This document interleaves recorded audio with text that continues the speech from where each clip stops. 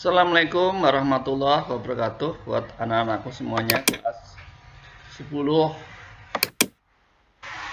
IPA maupun 10 IPS ya.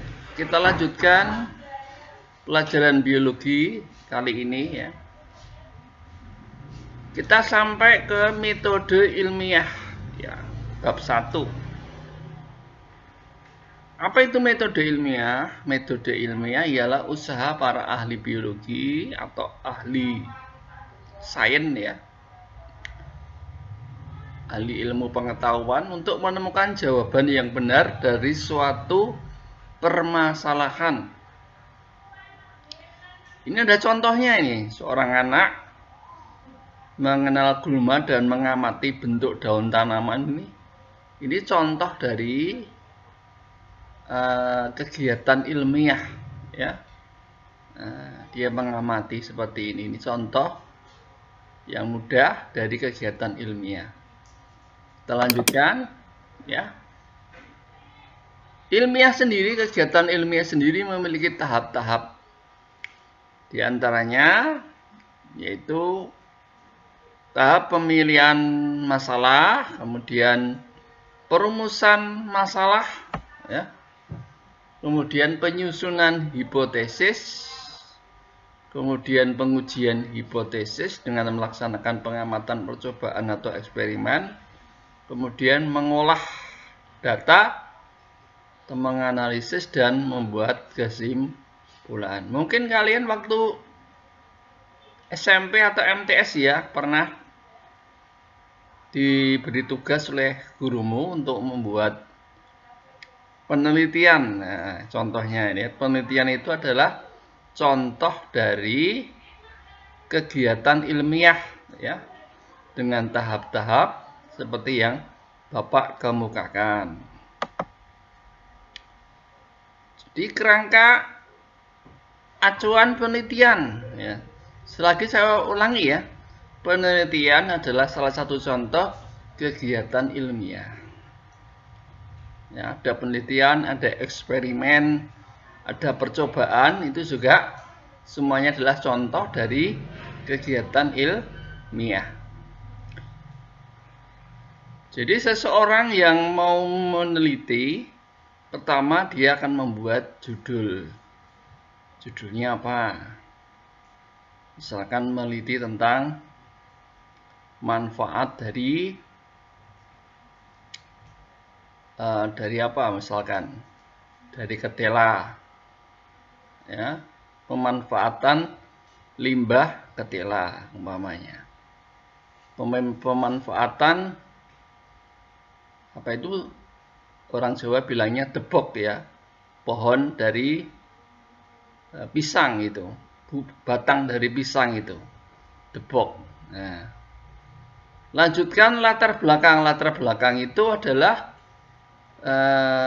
paparan yang menjelaskan ya kenapa memilih judul yang telah dipilih itu tadi ya, alasannya apa, alasan memilih judul umpamanya tadi pemanfaatan batang pisang ya. Itu kenapa alasannya kok memilih judul itu. Kemudian ada rumusan masalah. Nah, nanti saya jelaskan. Kemudian ada tujuan dan manfaat ya. Lanjutnya. Kemudian ada tinjauan pustaka yang mendukung dari penelitian atau judul penelitiannya. Kemudian ada hipotesis. Hipotesis itu apa toh? Hipotesis ialah jawaban sementara. Kemudian baru metode penelitiannya atau metode eksperimennya atau metode percobaannya, kemudian jadwalnya, baru pengumpulan data ya, kemudian pembahasan dan kesimpulan. Nah, kita beri contoh. Contohnya ini ya. Contohnya penelitian pengaruh suhu perendaman biji adenium. Adenium itu Kamboja Jepang ya, terhadap kecepatan perkecambahan. Perkecambahan itu artinya proses dari biji menjadi tanaman kecil, itu namanya perkecambahan. Ya, dengan cara ya biji adeniumnya ini atau Kamboja Jepang itu direndam ya di dalam air ya, di gelas atau di mana. Kemudian yang lain tidak direndam untuk membuktikan pengaruhnya. Ya. Untuk membuktikan pengaruhnya, bagaimana yang direndam dengan yang tidak direndam itu beda atau sama? Ya. Kita lanjutkan ya.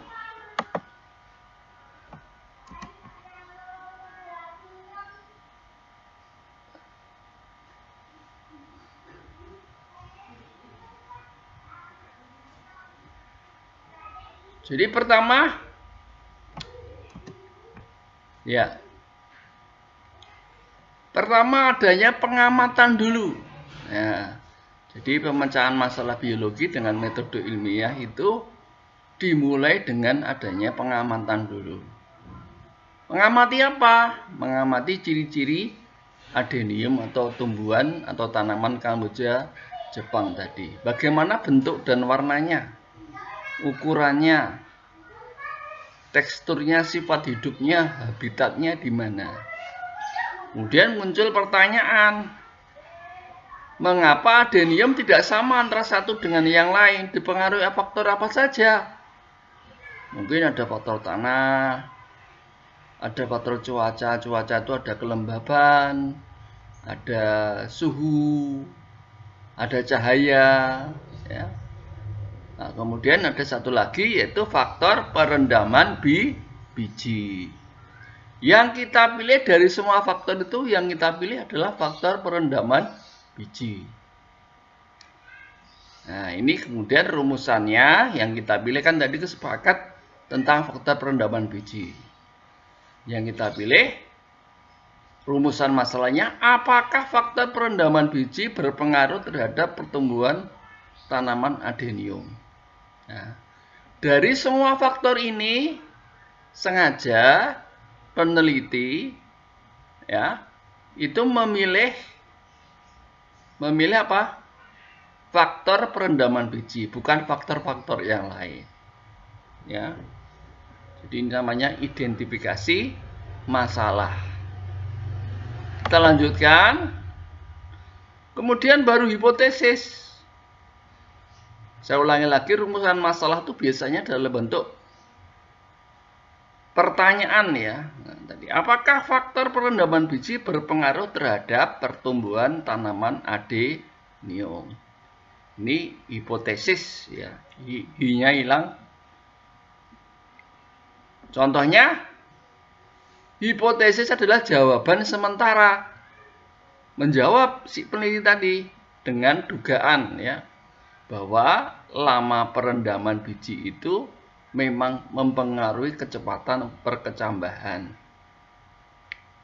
Tentunya jawaban ini atau hipotesis ini harus dibuktikan dengan penelitian atau percobaan, dengan eksperimen atau percobaan.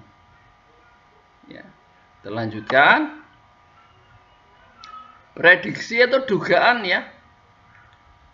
Jika biji direndam lebih lama, maka perkecambahan biji akan semakin cepat. Ya. Lalu, bagaimana eksperimennya atau percobaannya? Yaitu memilih 10 biji untuk direndam dalam air. Satu ya. Kelompok biji ini kita sebut dengan kelompok biji A. Dua, memilih 10 biji untuk direndam. Untuk tidak direndam. Untuk tidak direndam dalam air. Jadi kelompok biji B itu kelompok yang tidak direndam, sedangkan kelompok biji A kelompok yang direndam. Kemudian 10 biji kelompok A tadi dimasukkan dalam pot 1 ya. Kemudian 10 biji kelompok B juga ditanam di dalam pot 2. Masing-masing pot 1 dan pot 2 ya dipelihara sampai berkecambah dan menjadi tanaman kecil. Setelah dipandang cukup ya, tanaman pot 1 dan pot 2-nya ya itu dicabut ya, kemudian diukur panjang batang, jumlah daun dan panjang akar. Selanjutnya dirata-rata.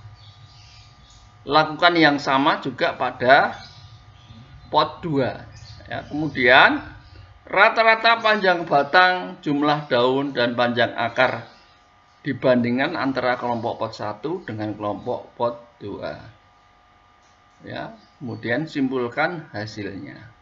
Itu langkah-langkah eksperimen. Jadi analisis datanya, jadi mendeskripsikan data, menginterpretasikan data dan menganalisis data nanti pada pembahasan. Ya.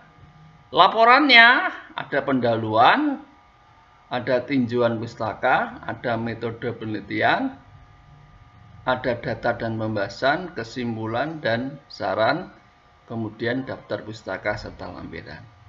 Demikian dari saya, terima kasih. Tidak ada pertanyaan, tidak ada tugas ya. Mudah-mudahan kalian semua paham.